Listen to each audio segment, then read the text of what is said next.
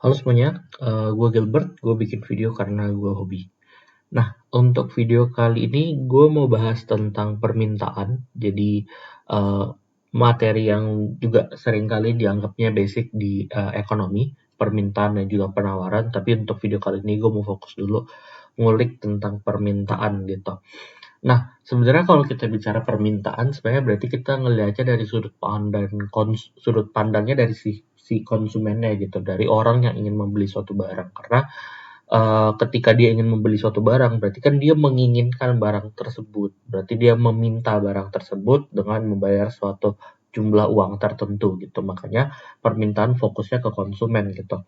Nah, tapi mungkin sebelum kita masuk lebih detail tentang permintaan, sebenarnya permintaan itu tuh ada banyak jenisnya gitu, dan gue yakin juga sebenarnya di buku sekolah kalian udah banyak juga gitu. Jadi jenis-jenis permintaan, jenis permintaan. Nah, jadi sebenarnya secara definisi, sebenarnya seperti yang tadi gue bilang, lo menginginkan suatu barang tertentu, tapi lo harus membayar dengan sejumlah uang tertentu gitu. Nah, berdasarkan dua kondisi itu, berarti sebenarnya bisa jadi ada tiga kemungkinan gitu. Kemungkinan pertama yang kita sebut sebagai permintaan efektif gitu. Di mana permintaan efektif ini itu adalah kondisi ketika kita memang menginginkan barang tersebut. Jadi mungkin gue singkatnya ingin ya. Sini ingin barang tersebut dan kita memang punya uang untuk membeli barang tersebut. Berarti kita punya daya beli gitu. Daya beli. Oke. Nah, tapi ada juga nih kondisi yang lain, yaitu kondisi yang kita sebut sebagai permintaan absolut gitu. Nah, apa sih permintaan absolut gitu? Permintaan absolut itu sebenarnya adalah kondisi ketika kita ingin barang tersebut. Oke, ingin barang tersebut, tapi kita tidak punya daya beli gitu. Punya daya beli gitu ya. Contoh gitu, lo mau beli rumah gitu, tapi lo nggak punya uang yang lo nggak punya uang sama sekali untuk bisa beli rumah itu. Makanya disebutnya permintaan absolut gitu. Yang ngebuat itu jadinya kayak hanya dalam tanda kutip angan-angan. Nah, yang ketiga baru kebalikannya yang kita sebut sebagai permintaan potensial gitu. Dimana kalau definisinya permintaan potensial itu adalah kondisi di mana lo tuh sebenarnya punya daya belinya gitu. Tapi lo sebenarnya tidak ingin gitu, lagi tidak ingin beli barangnya. Nah, kenapa disebut sebagai uh, potensial gitu? Karena ya lo udah punya capital power, lo udah punya uangnya gitu. Hanya masalah niat aja gitu. Kayak contoh, makan siang ini gue mau makan apa ya gitu. Sebenarnya gue punya nih uang untuk beli nasi goreng, tapi siang-siang gue nggak punya gue nggak punya niat makan nasi goreng gitu. Jadi ya udah gitu. Tapi mungkin ketika malam, ketika gue emang lagi pengen mau makan nasi goreng, baru gue beli gitu. Berarti pada saat siang itu masih jadi potensial, tapi pas udah malam baru akhirnya udah jadi efektif gitu. Karena akhirnya gue udah punya ingin daya beli itu gitu. Nah, di ekonomi ketika kita bahas tentang hukum permintaan, fungsi permintaan dan sebagainya, kita fokusnya ke sini. Permintaan yang efektif gitu, atau permintaan yang memang orangnya itu ingin dan memang mereka punya daya beli tertentu gitu untuk barang tersebut gitu. Oke. Nah, sekarang baru kita masuk pelan-pelan nih sebenarnya di uh, materi tentang permintaan gitu. Kita udah lihat kita akan fokusnya ke permintaan efektif. Nah, sebenarnya kalau kita bahas tentang permintaan itu pasti selalu mulainya dari yang namanya hukum permintaan gitu. Hukum permintaan atau bahasa kerennya demand law gitu. Demand law. Dimana di hukum permintaan itu mau ngasih tahu gitu, dimana ketika harga suatu barang, oke, ketika harga suatu barang mengalami kenaikan, ini gue singkat aja ya pakai simbol-simbol. Ketika harga mengalami kenaikan atau price-nya naik, gitu, ceteris paribus, maka jumlah barang yang diminta gitu atau kuantitinya itu akan turun gitu. Nah, baru vice versa. Nah, mungkin agak bingung ya, ini istilahnya apa sih vice versa, ceteris paribus dan sebagainya gitu. Gue start dulu dari ceteris paribus. Ceteris paribus itu tuh adalah kondisi di mana kita menganggap faktor-faktor lain yang juga bisa jadi mempengaruhi permintaan itu kita anggap konstan gitu. Karena kan sebenarnya yang mempengaruhi berapa jumlah barang yang akan lo beli kan bukan hanya dari segi harganya doang kan. Pasti dari segi kualitasnya, brandnya, pendapatan lo, dan masih banyak hal-hal lain gitu. Nah, jadinya kalau seandainya semua faktor itu mengalami perubahan, lo nggak akan bisa nemu hubungan atau relasi antara price dan kuantitas barang itu gitu. Sehingga di sini kita asumsikan semua faktor-faktor tadi itu konstan. Jadi benar-benar yang berubah itu cuma harga. Nah, ketika yang berubah itu hanya harga, maka ada tendensi ketika harga barang tersebut naik, maka kuantitas barang yang lo mau beli menurun gitu. Nah, terus istilah kedua, vice versa gitu. Vice versa itu adalah kondisi kalau sederhananya dibilangnya begitupun sebaliknya gitu. Dalam artian berarti ketika price-nya justru turun, maka ceteris paribus kuantitas barang yang diminta justru malah naik gitu. Oke. Nah, sebenarnya dari hukum permintaan ini kita jadinya bisa untuk melihat gitu bentuk kurvanya bagaimana. Jadi nanti ketika kita perhatiin, kita tuh sebenarnya udah bisa nih ngegambar kurvanya gitu. Jadi ini price, ini quantity gitu. Jadi bayangin sumbu horizontalnya kuantitas barang yang diminta, sumbu vertikalnya price-nya gitu, tingkat harga. Ketika tingkat harganya cukup rendah gitu, anggap aja titik ini nih pertama gitu, maka pasti jumlah barang yang kita minta cukup banyak lah gitu, anggaplah di sini. Jadi titiknya di sini nih. Tapi ketika harganya naik, kuantitas barang yang diminta justru mengalami penurunan gitu. Jadi let's say di sini sekarang gitu. Begitupun seterusnya gitu. Ingat di sini semua permintaan yang kita bahas permintaan yang efektif ya. Nah, sehingga ketika kita tarik, nah kita di sini dapatlah ini demand curve gitu.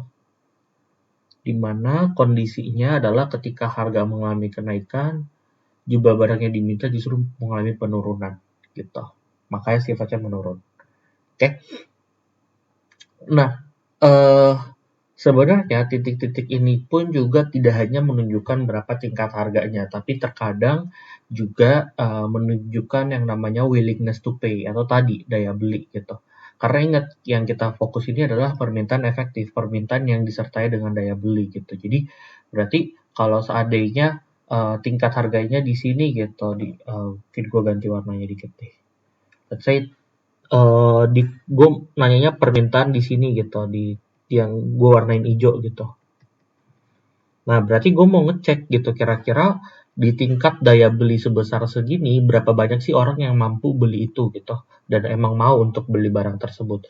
Jadi sebenarnya tingkat harga ini pun juga sebenarnya menunjukkan willingness to pay, ketersediaan konsumen untuk membayar gitu. Berarti semakin tinggi tingkat willingness to pay-nya pasti jumlah orangnya juga akan berkurang dong sebenarnya karena nggak semua orang punya willingness to pay yang sama gitu. Sehingga makanya juga hukum permintaannya sifatnya menurun gitu. Oke. Nah, itu tadi tentang kurva-kurvanya gitu. Kadang ada juga nanyanya lu tentang Kak, gue udah punya nih sebenarnya kayak beberapa titik-titik poin, tapi sering banget di soal gue ditanyain coba dihitung atau dicari tahu bagaimana fungsi permintaannya gitu. Nah, kalau kalian perhatikan di sini secara sekilas fungsi permintaan itu tuh untuk materi yang sederhana kita asumsikan dulu dia garis lurus gitu sehingga sebenarnya untuk menghitung fungsi permintaan kita bisa aja pakai perhitungan dari fungsi garis lurus gitu yang ada di matematika. Yang mana kalian bisa coba pakai rumus ini.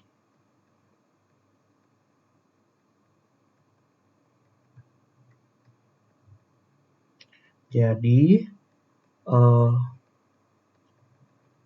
P dikurang P1 per P2 kurang P1 sama dengan Q kurang Q1 per Q2 kurang Q1. Gue kasih contoh gitu. Kadang ada aja soal gitu kayak bilang gini kayak contoh permintaan terhadap jeruk gitu. Ketika harga suatu jeruk itu sama dengan 5.000 gitu contohnya, ternyata kuantitas barang yang dimintanya itu ada di sekitar 100 kg gitu. Tapi ketika harganya naik jadi 6.000, gitu, ternyata kuantitas barang yang dimintanya jadinya turun gitu, turun jadi 75 kg gitu. Nah, coba hitung fungsi permintaannya. Nah, gampang sebenarnya, tinggal dimasukin aja ke rumusnya gitu. Jadi P kurang P1 berarti kurang 5.000 nih, per P2 kurang P1 berarti 6.000 kurang 5.000 ya 1.000. Itu sama dengan Q kurang Q1 berarti Q kurang 100 per Q2 kurang Q1 berarti 75 kurang 100 minus 25 gitu. Jadi sebenarnya ini kalau kita main coret-coret nih, ini minus 25 coret jadi 1, ini coret di sini berarti jadi minus 40, tinggal dikali silang aja berarti jadinya P kurang 5.000 sama dengan minus 40 Q kurang 100 gitu. Berarti sisa jadi P kurang 5.000 sama dengan minus 40 Q ditambah 4.000 gitu, sehingga nanti fungsi permintaannya udah jadi P sama dengan 9.000 kurang 40 Q gitu. Udah deh, kita udah dapet nih fungsi permintaannya. Jadi selalu hitungnya kayak gitu. Lihat aja titik-titik yang disediakan di soal gimana, tinggal masukin ke rumusnya gitu. Oke. Nah, sekarang kita moving forward, kita coba ngelihat beberapa materi-materi lain juga tentang permintaan gitu. Kita udah tahu, oke, ternyata permintaan itu sifatnya menurun gitu. Nah, tapi kadang di dunia nyata kondisi ini tuh kadang nggak terjadi gitu, sehingga kita tahu ada beberapa kondisi-kondisi pengecualian gitu. Pengecualian pada permintaan gitu, atau pada hukum permintaan.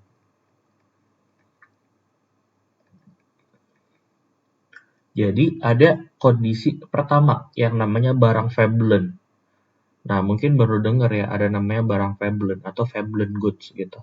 Ini ditemukan oleh ekonom namanya Veblen, di mana dia ngelihat ada kondisi tertentu di mana suatu barang itu tuh untuk barang-barang yang sifatnya barang mewah ya, atau barang branded lah gitu.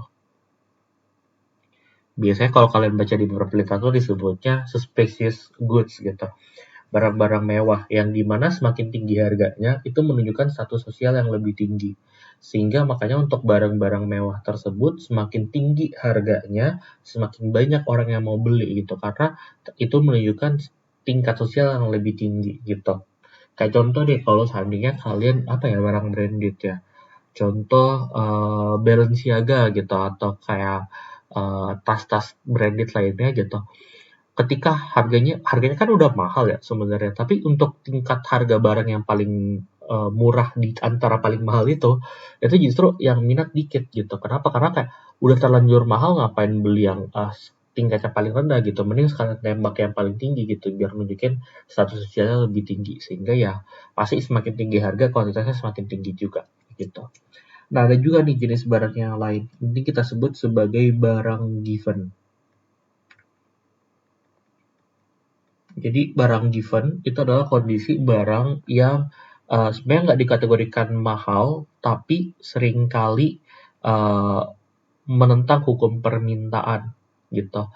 Ini ditemukan itu dulu di Irlandia Utara, correct me if I'm wrong. Di Irlandia Utara itu pada kentang gitu, karena ternyata kentang itu dulu bagi masyarakat Eropa itu kan sebenarnya kayak pendamping dari makan steak gitu, sehingga ketika harga dari kentang mengalami kenaikan, orang itu mengindikasikan ya hampir mirip-mirip juga sih aspeknya, menunjukkan lo semakin mampu nih sebenarnya untuk makan steak gitu, ya nunjukin status sosial lo lebih bagus gitu, sehingga pasti jumlah barang yang bakal dibeli juga semakin banyak gitu. Walaupun ya belum tentu pasti kentangnya lo olah dengan steak gitu, tapi orang pada saat itu sering ngaitin kentang sama steak gitu. Nah, tapi khusus untuk barang given, perbedaannya adalah dia dari awal memang bukan barang mewah gitu. Oke, dan masih banyak lagi sebenarnya pengecualian pada hukum permintaan, termasuk juga drugs gitu atau narkoba gitu. Narkoba itu kan barang-barang, atau bukan hanya narkoba deh, semua zat-zat adiktif itu tuh sifatnya tuh kecanduan gitu. Kecanduan yang sehingga menyebabkan walaupun harganya mengalami kenaikan, orang tuh tetap mau untuk mengkonsumsi banyak barang tersebut gitu. Oke. Nah, itu pengecualian beberapa hukum-hukum permintaan. Sekarang mungkin kita akan masuk ke salah satu materi itu adalah tentang apa-apa sih sebenarnya faktor-faktor yang bisa jadi mempengaruhi permintaan selain harga yang tadi gitu. Nah, ada banyak nih beberapa hal-hal yang bisa jadi mempengaruhi permintaan. Jadi sekarang kita akan masuk ke faktor-faktor penentu permintaan.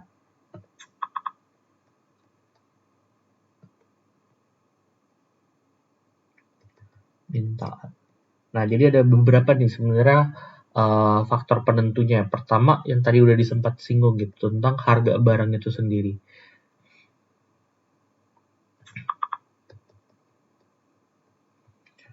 Nah, sekarang kita akan coba lihat juga dari harga barang yang terkait gitu. Harga barang terkait. Nah, maksudnya harga barang terkait ini apa gitu? Harga barang terkait itu ada dua jenis. Ada yang namanya barang substitusi, sama ada yang namanya barang komplementer gitu. Komplementer. Nah, bedanya apa gitu? Kalau barang substitusi itu adalah barang yang sifatnya saling menggantikan. Kayak contoh daging ayam dan daging sapi. Ketika lo nggak bisa makan daging sapi, maka lo akan membeli daging ayam. Gitu pun sebaliknya gitu. Sehingga sebenarnya dari segi relasi pasti ada hubungannya gitu. Kenaikan daging ayam pasti mempengaruhi permintaan daging sapi gitu, dan sebaliknya gitu. Nah, dimana kalau untuk barang substitusi, ketika harga barang dari suatu jenis barang naik, maka biasanya barang substitusinya permintaannya juga akan mengalami kenaikan.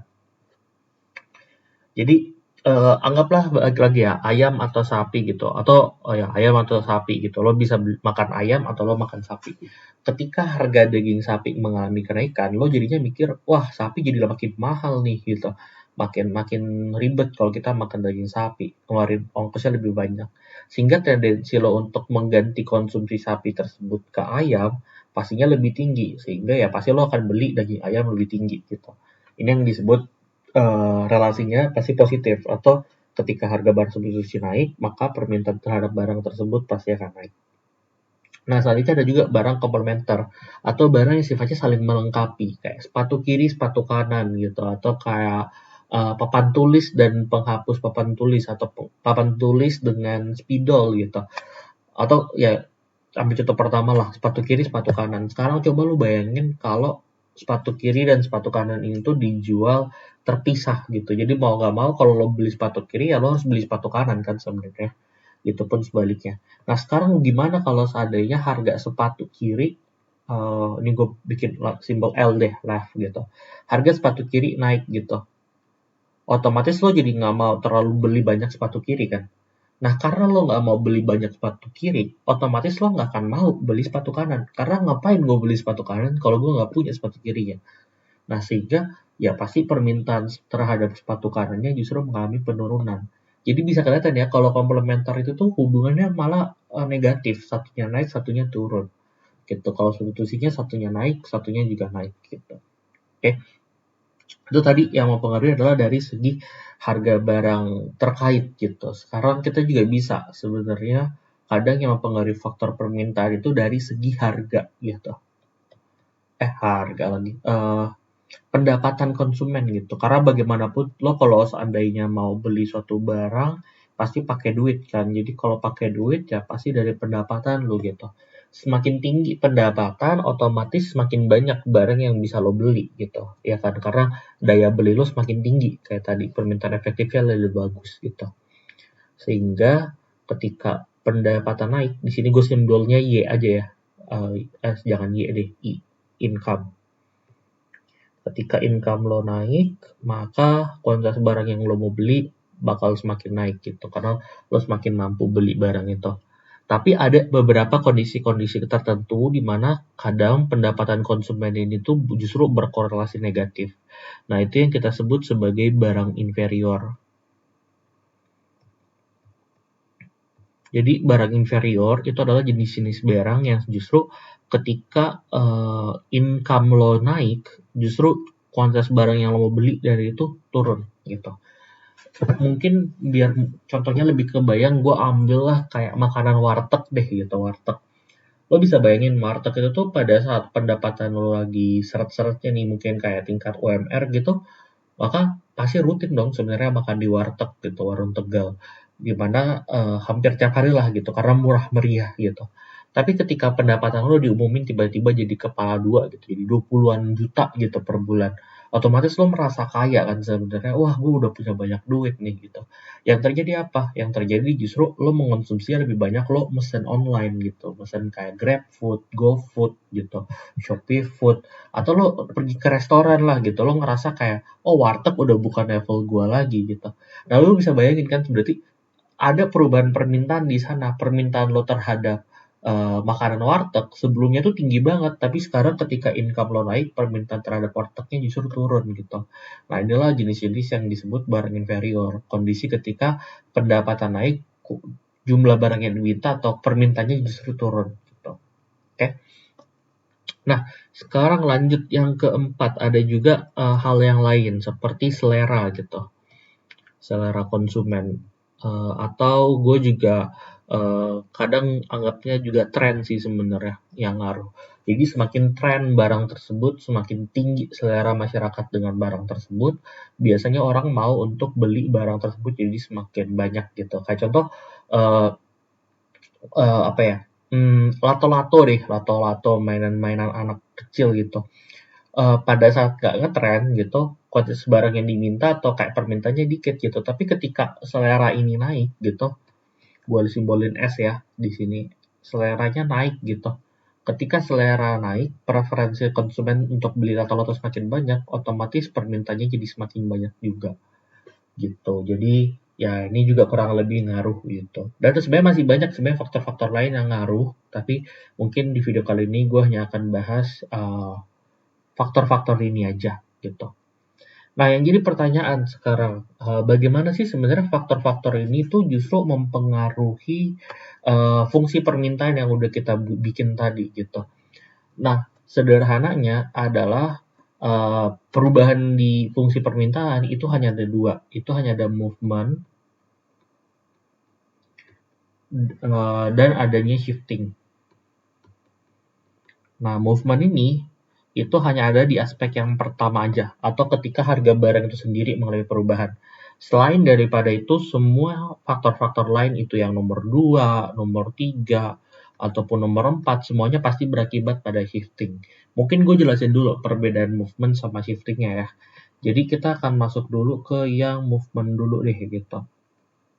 Ketika kita bicara movement, itu adalah kondisi ketika fungsi permintaannya tidak mengalami perubahan apa-apa, atau dia hanya berubah dari satu titik ke titik yang lain, tapi tetap dalam satu kurva gitu. Kayak contoh, gue punya fungsi permintaan kayak gini.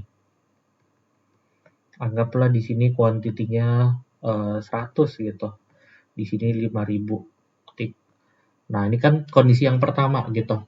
Harga barang itu sendiri mengalami perubahan. Contoh kalau seandainya harganya ternyata naik ke 6.000 gitu. Nah, ini 6.000 di sini ya. Maka jumlah barang yang lo minta jadinya turun nih ke sini 75 gitu contoh. Ya udah, sebenarnya kan kalau lo perhatiin berarti perubahannya yang terjadi apa nih? Dari titik A berubah ke titik B gitu, ya kan? Nah, ini proses inilah yang kita sebut sebagai proses movement gitu. Lo hanya pindah dari satu titik ke titik yang lain, tapi nggak ngubah sama sekali fungsi permintaannya gitu. Nah, tapi beda kalau shifting. Shifting itu adalah kondisi-kondisi perubahan yang terjadi akibat adanya perubahan selain dari harga itu sendiri gitu. Dimana kalau permintaannya meningkat, mungkin gue tulis di sini aja deh. Kalau permintaan meningkat, permintaan naik, maka dia akan shiftingnya ke kanan. Tapi kalau permintaannya justru turun, maka dia akan shifting ke kiri gitu. Ini kalau konteksnya kalau shifting ya. Nah, kenapa sih bisa kayak gitu? Mungkin biar lebih kebayang ya. Jadi coba lo bayangin kalau seandainya punya fungsi konsumsi kayak gini. Gitu. Oke. Terus di sini 5.000, di sini 100 gitu contoh. Nah sekarang gitu, kita anggap contoh yang paling sederhana pendapatan konsumen deh, kita anggap barangnya masih barang normal, bukan barang inferior, dimana income lo naik gitu. Ketika income lo naik, sebenarnya kan di tingkat harga barang yang sama ini, berarti kita asumsikan ketika price-nya sama, lo jadinya bisa beli lebih banyak barang, sehingga permintaannya lebih banyak gitu. Tapi tetap kan, tingkat harganya tetap sama, income-nya aja yang berubah gitu. Mungkin jadi 100 jadi naik ke 125 gitu. Nah sekarang kalau perhatiin titik A-nya di sini nih, titik B-nya di sini gitu, ya kan? Nah titik B ini udah di luar dari kurva sehingga dia membentuk kurva yang baru gitu. Nah makanya bisa kita lihat di sini ketika income naik, permintaan jadi meningkat sehingga kurva permintaan shifting ke kanan gitu. Gitupun sebaliknya gitu. Kalau seandainya yang terjadi adalah permintaannya mengalami penurunan gitu.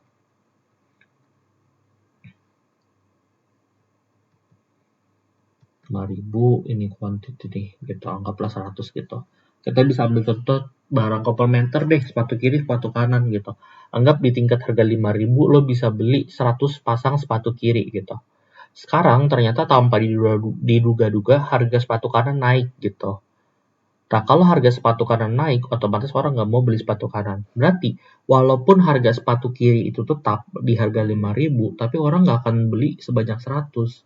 Mungkin orang belinya cuma di sekitar 75 gitu, karena ya ngapain beli sepatu kiri, tapi nggak beli sepatu kanan, ya kan? Nah, kita bisa lihat titiknya justru sekarang pindah nih di bawah, sehingga yang terjadi apa? Permintaan justru jadinya shifting ke kiri, gitu. Ini yang disebut kalau permintaannya turun, dia shiftingnya ke kiri gitu. Oke. So I think ini aja sih sebenarnya materi untuk permintaan. Hope you enjoy, dan kalau saya ada pertanyaan feel free to ask me di chat aja. So thank you.